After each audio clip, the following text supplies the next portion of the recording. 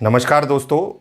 आज हम इस वीडियो के माध्यम से अभी कुछ ही समय में होने वाली सीजीएल मेंस 2023 एग्ज़ाम के लिए आपकी रणनीति क्या होनी चाहिए अंग्रेजी के सेक्शन में, इसके बारे में चर्चा करेंगे।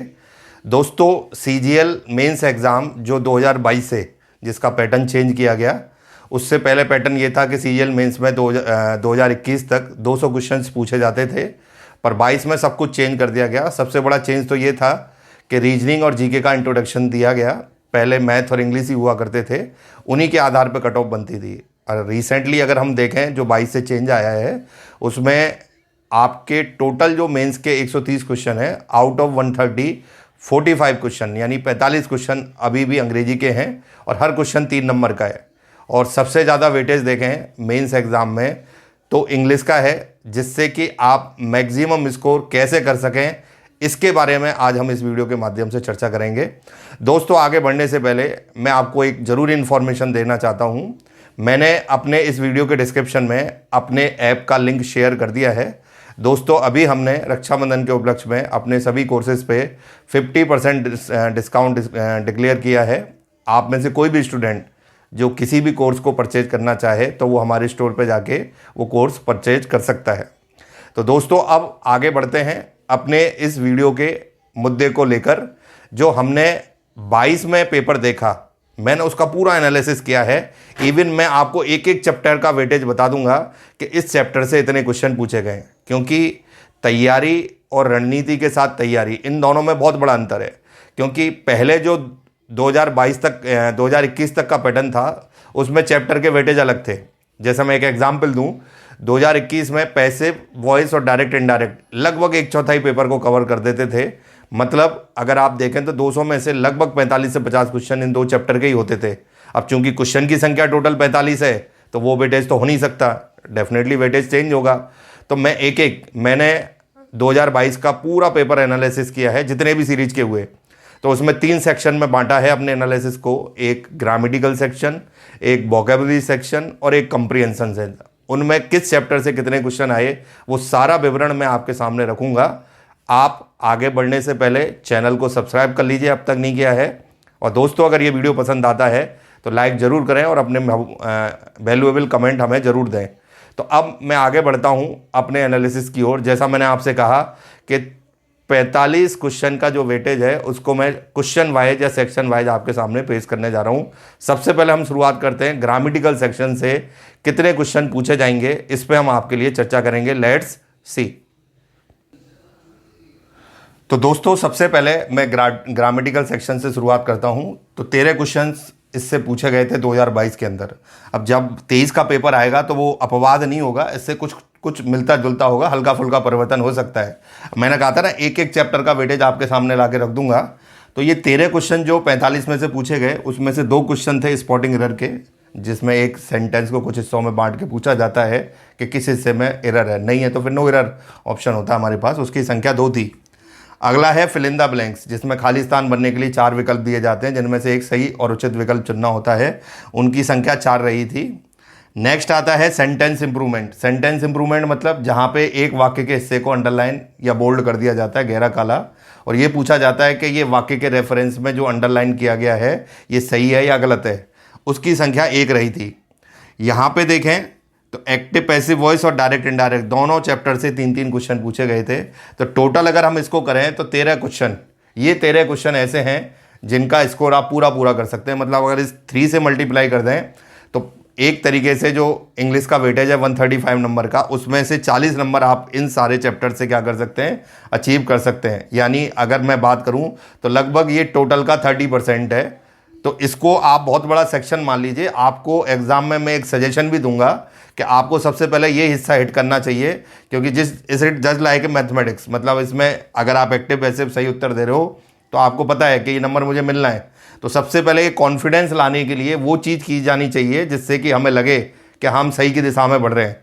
कुछ बच्चे जैसे कंप्रीहेंशन वाला पार्ट लेके पहले बैठ जाते हैं, तो वो बहुत बड़ी एक मिस्टेक है, उससे हमें बचना है। तो ये आपके सामने मैंने पूरा एनालिसिस किया कि भाई किस तरीके से कितना क्वेश्चन बनेगा। तो इनकी संख्या है 13। तो ये तो हमारा पहला सेक्शन था। अब मैं आता हूं अगले सेक्शन पे, जिसका नाम है कंप्रीहेंशन। Let's see. तो दोस्तों, अब मैं अगले सेक्शन पे आपको लेके आ रहा हूं, जिसका नाम है कंप्रीहेंशन। ये आजकल किसी भी एग्ज़ाम के अंदर जहाँ पे इंग्लिश का स्कोप है, बैंकिंग, एसएससी, यूपीएससी, एक बहुत बड़ा मतलब कवरेज करता है उस पूरे पेपर का। तो यहाँ पे पिछले पेपर में जो 2022 के अंदर थे, क्वेश्चन की संख्या 22 रही है टोटल, मतलब 45 में से 22 क्वेश्चन, लगभग ये मान लें आधा पेपर इसी का है। अगर इसको ऐसे देखें तो एवरेज में 50% रेशियो रहा है इसका। इसमें 3 चीज़ें होती हैं, एक है सेंटेंस अरेंजमेंट या इसे जम्बल सेंटेंस भी कहते हैं, दूसरा है क्लोज टेस्ट और सबसे बड़ी चीज़ है पैसेज।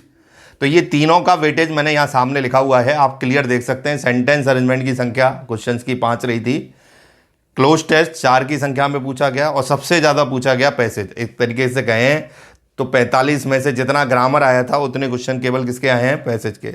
अगर ग्रामर और पैसेज हम कर लें तो आधे से ज़्यादा हमारा पेपर क्या हो जाएगा, लगभग 60% पेपर हम कवर कर सकते हैं।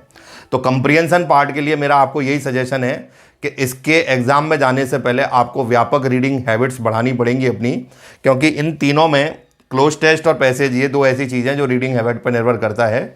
ये एक ऐसी चीज़ है जिसको आप ट्रिक से सॉल्व कर सकते हो। हमारी यहाँ ऑफलाइन क्लासेस में हम बच्चों को ये चीज़ें डिलीवर करते हैं कि कैसे ट्रिक से आप इन चीज़ों को कवर कर सकते हो। दोस्तों, मैं अपनी ऑफलाइन क्लासेस में इसके लिए एक प्रैक्टिस बैच भी बना रहा हूँ, जिसमें हम केवल इन्हीं 3 चैप्टर पर विशेष ध्यान देंगे, इन्हीं की डेली प्रैक्टिस कराएंगे। वो बैच आगामी कुछ ही दिनों में शुरू होने वाला है। उस बैच का डिस्क्रिप्शन या उस बैच की जानकारी भी आपको इस वीडियो के डिस्क्रिप्शन में मिल जाएगी। तो अभी हमारा ये कंप्रिहेंशन वाले सेक्शन का एनालिसिस कंप्लीट हो गया। इसमें हमने देखा टोटल कितने क्वेश्चन बन रहे हैं, 22। अब लास्ट सेक्शन आता है वोकैबुलरी, उसका क्या वेटेज रहा है ये हम देखते हैं, लेट्स सी। तो दोस्तों, अब तीसरा पार्ट जो मैंने आपके सामने अभी कहा था कि बनता है, वो है वोकैबुलरी का। 3 हिस्से मैंने बांट दिए, ग्रामेटिकल सेक्शन, कंप्रिहेंशन और तीसरा है ये। इसमें इक्वल वेटेज है हर चीज़ का।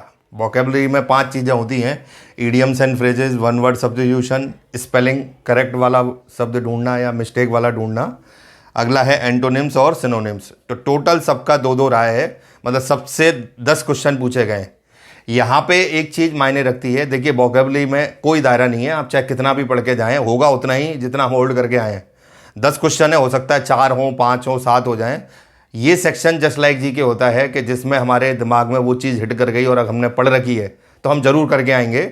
और ये टाइम कंज्यूमिंग भी नहीं है, क्योंकि कंप्रिहेंशन वाला सेक्शन ऐसा है जहाँ टाइम लगेगा। यहाँ तो अगर आपको आता है तो विद इन सेकेंड आप आंसर दे सकते हैं। इसमें ये 2 चीज़ें ऐसी हैं जिनमें हम बहुत जल्दी उत्तर दे सकते हैं, क्योंकि ये एक सिंगल मीनिंग वाले वर्ड होते हैं जिनको अगर एक बार हमने किसी भी तरीके से पढ़ रखा है। वन वर्ड सब्स्टिट्यूशन पे तो मैंने बहुत सारे यूट्यूब वीडियोस बना रखे हैं जिनमें ट्रिक बता रखी हैं।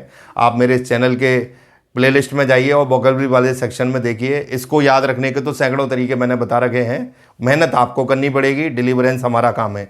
तो ये मैंने आपको बता दिया कि 5 ईडियम फ्रेजेस के 2 क्वेश्चन, वन वर्ड के 2 क्वेश्चन, स्पेलिंग रिलेटेड 2, एंटोनिम्स के 2 और सिनोनिम्स के 2। तो टोटल हो गए 10 क्वेश्चन। तो एक तरीके से देखा जाए तो 45 क्वेश्चन का पूरा टारगेट निकल के आ गया। 13 क्वेश्चन ग्रामर से रिलेटेड हुए, 22 क्वेश्चन कंप्रिहेंशन से हुए और 10 क्वेश्चन हुए यहाँ से। अब विनर पॉइंट क्या है यहाँ पे, आप मेरी बात को आप ध्यान से सुने। यहाँ पे विनिंग पॉइंट है पैसेज के 13 क्वेश्चन और 6 क्वेश्चन हुए डायरेक्ट इनडायरेक्ट और एक्टिव पैसिव। तो ये टोटल होते हैं 19 क्वेश्चन। सबसे बड़ा फोकस पॉइंट आपका ये है। उसके बाद ग्रामर के 7 क्वेश्चन और बचे, उनको जोड़ लीजिए 26 क्वेश्चन। तो ये 26 क्वेश्चन पे सबसे पहले आपको ध्यान देना है। उसके बाद मैं आपको सजेस्ट करूंगा कि आप वोकैब से क्वेश्चन अटेम्प्ट करिए। 5-7 क्वेश्चन भी आप कर लेते हैं तो 32-33 तक पहुंच जाते हैं। अब बचता है कंप्रिहेंशन में सेंटेंस अरेंजमेंट और cloze test. Cloze test generally बच्चों से नहीं बैठता, क्योंकि उसके लिए बहुत ज़्यादा अभ्यास की ज़रूरत होती है, रीडिंग हैबिट होनी चाहिए। तो सेंटेंस अरेंजमेंट जरूर ट्रिक पर निर्भर करता है। तो 5 क्वेश्चन में से 3 से 4 तो आप आराम से करके आ सकते हैं। तो ऐसे 36 या 37 क्वेश्चन तक पहुंचा जा सकता है। आप 100+ स्कोर कर सकते हैं। और आज के समय में 100+ स्कोर बहुत ही बेस्ट स्कोर है अंग्रेजी के अंदर। अगर आप ये कर लेते हैं और डेफिनेटली आपको आगे बढ़ने के लिए और अच्छी मेरिट दिलाने के लिए बहुत अच्छी मदद करेगा। तो ये था चैप्टर वाइज एनालिसिस। 2023 में भी जो अब मेंस होगा कुछ ही समय में, उसमें इसी तरीके का वेटेज रहने की संभावना है। तो आप इसी को आधार मानते हुए अपनी तैयारी करें और किसी भी तरीके से किसी भी चैप्टर में कोई वीकनेस ना छोड़ें, जिससे कि वो क्वेश्चन के लिए हमें बाद में पछताना पड़े। तो दोस्तों, आज मैंने जो वीडियो आपके सामने रखा सीजीएल मेंस को लेके, वो आपको कैसा लगा? अगर वीडियो पसंद आया तो लाइक ज़रूर करें। और क्या आप हमसे कंटेंट चाहते हैं आगे भविष्य में, इसके बारे में आप अपनी ओपिनियन ज़रूर दीजिए।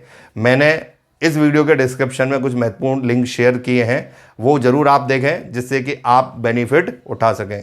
तो दोस्तों, मिलते हैं आपसे अगले वीडियो में कुछ ऐसी ही महत्वपूर्ण जानकारी के साथ। Thank you very much.